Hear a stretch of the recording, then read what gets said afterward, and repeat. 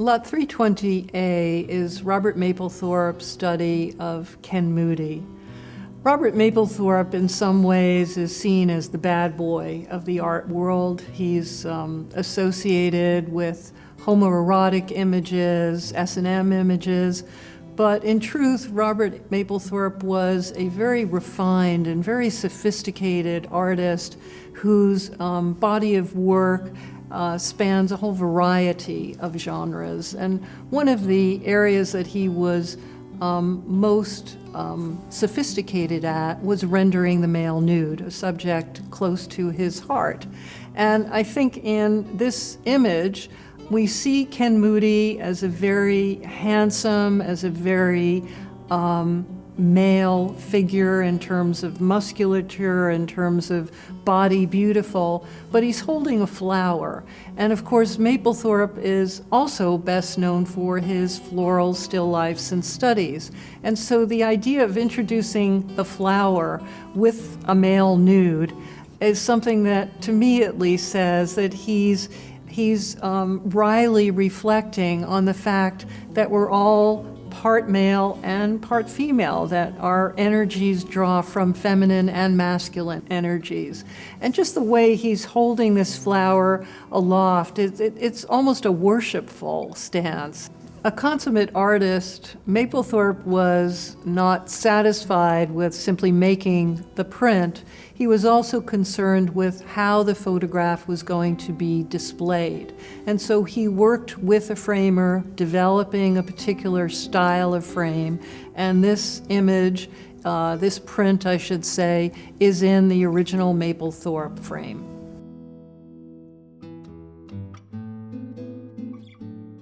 Lot 353 is Francesca Woodman's Untitled, a nude study that shows a young woman with a skull, and there's a black horizontal band at the top of the picture frame.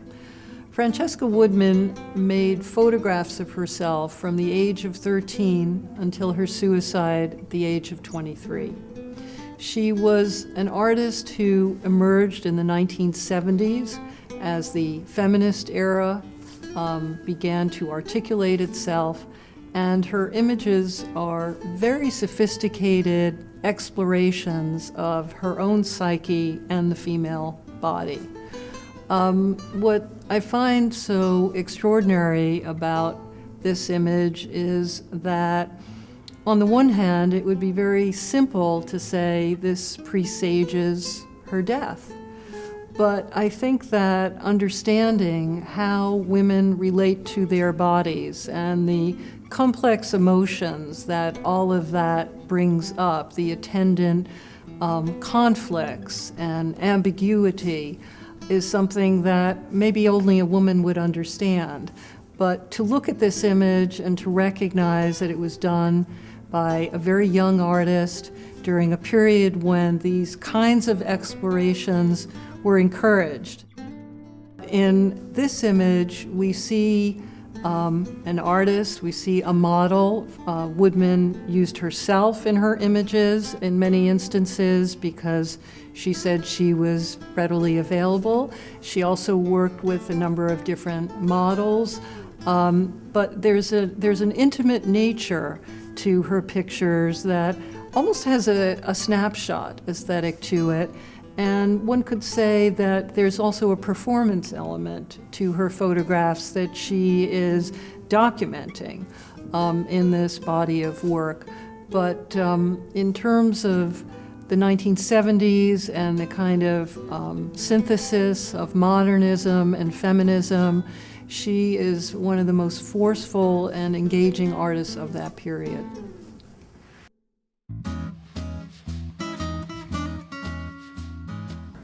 Lot 373 is Candida Hoffer's chromogenic print of Spiegelkantine, the interior of a cafeteria in Germany. The idea that photographers are exploring architecture, interior and exterior structural views, is part of the inspiration of this picture. But like so many of the German photographers of the 1960s through 1980s, Hoffer is bringing this sort of neutral, objective stance to the photographic image that renders it as a very different kind of document. What I find interesting, if not fascinating, about the color palette that she's exploring in this image is that the interior is so red and so completely uninviting, and yet on the right side of the image is this kind of window looking out onto what seems to be a much more placid, if not pastoral scene. And so there's this kind of bifurcation going on that I'm sure is intentional on her part, but not typical of what we generally see in images by photographers associated with the Beckers and the typological school. Hoffer is someone who's interested in patterns, she's interested in repetition, she's interested in the fact that while this is a cultural environment in which humans would generally be present, in this very different interpretation, there is not a trace of human intervention. It's a very elegant image, it's a very red image, and I think a very good representation from this important photographer.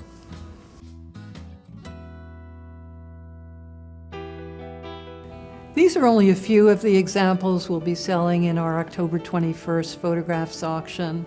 The catalog is accessible on our website. You're welcome to come to the preview and exhibition. It's a wonderful opportunity to learn about photography, engage with photography, and explore a very popular and appealing art form.